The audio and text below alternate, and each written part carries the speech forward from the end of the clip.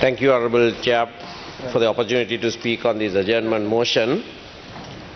One might wonder why, at this time, the opposition is moving this for a resolution by Parliament.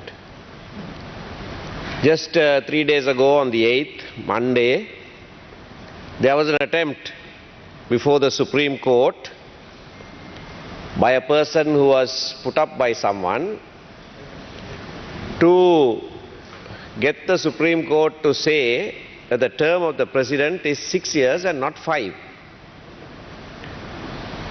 The 5-judge bench of the Supreme Court clearly articulated, told him to read Article 30, Sub-Article 2, which had been amended by the 19th Amendment, which very specifically says the term of the President is 5 years. But while that matter was there, the state tendered to court a document stating to be an announcement by the incumbent President saying that he believes that the term is only 5 years. Now I also appeared in that matter, and it seemed rather curious why the incumbent should say that at all. Nobody asked for his opinion on the matter. The matter was there for judicial interpretation, and this letter was given. And I made the remark, following Charles Dickens, that there is a willing witness and an all too willing witness in relation to that announcement that was tendered to court. And now things are becoming clearer as to who is behind this. Because yesterday we saw an announcement that the Cabinet had considered and approved the presentation of an amendment to the Constitution to amend Article 83B of the Constitution. That is an exercise purely designed to bring about confusion in the country and delay the holding of the presidential election. When the 19th Amendment to the Constitution was presented to this House, and it was the Prime Minister at that time, Ranil Wickremesinghe, who moved it, it was announced that only amendments that do not require a referendum was to be done at that stage, because we were then moving to prepare a new constitution for the country. And because Article 83 of the Constitution is listed in 83A as one of the articles which require a referendum if it was to be amended, Article 83 was not touched. But that did not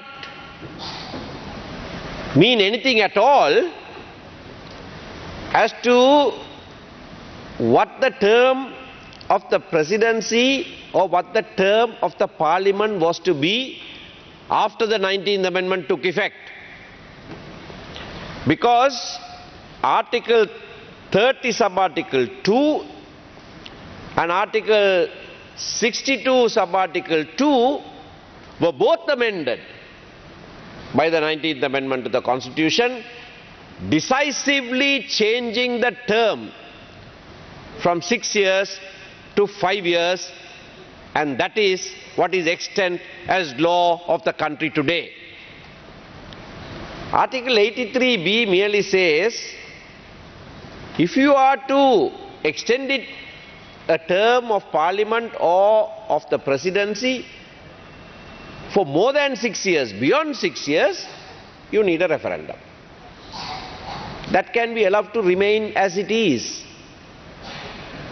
There is no necessity to seek to amend that article now and reduce the 6 years mentioned there to 5 years. That comes into operation only if Parliament attempts to increase the term of office of the presidency or the Parliament beyond 6 years. For posterity, if that needs to be changed, that can be done in a new constitution.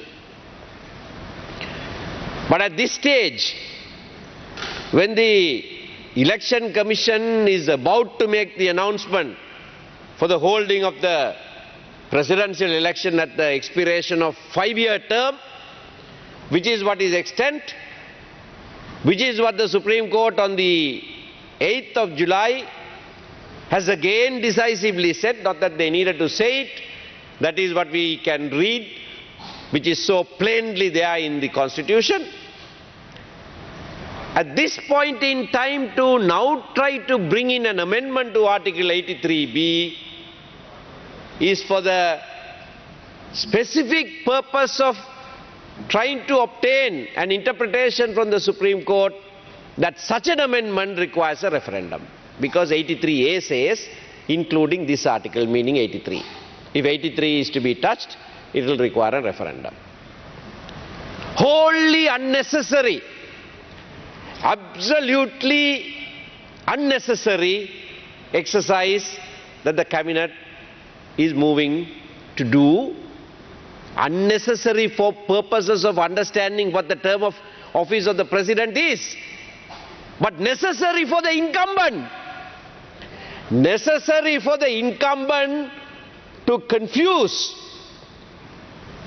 and to say that 83B needs to be amended before the presidential election is to be conducted. Now, if the incumbent thinks that the people of the country are so dumb that they cannot see his hand behind this move, he is sadly mistaken. Why in the world would anybody now seek to amend Article 83B? Surely it was he who moved the 19th Amendment to the Constitution, advisedly left out 83B, because that would have required a referendum. He himself, having done that, knows that Article 83A specifies Article 83 as one of those that requires a referendum. Wants an interpretation from the Supreme Court that to amend Article 83B, a referendum is required.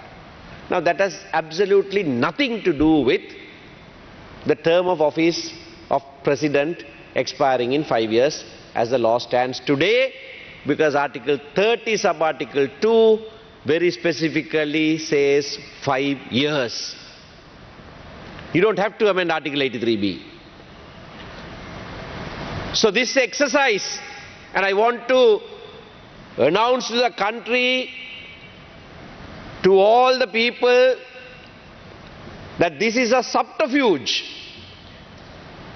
This is an attempt to pull wool over people's eyes into believing somehow that Article 83B also needs an amendment before a presidential election is to be conducted.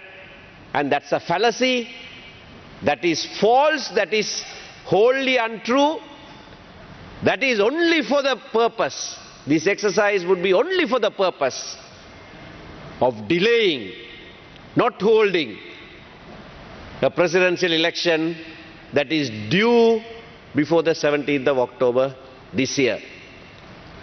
And if the President persists in this move, if the Cabinet persists in this move of introducing an amendment to the Constitution at this point in time,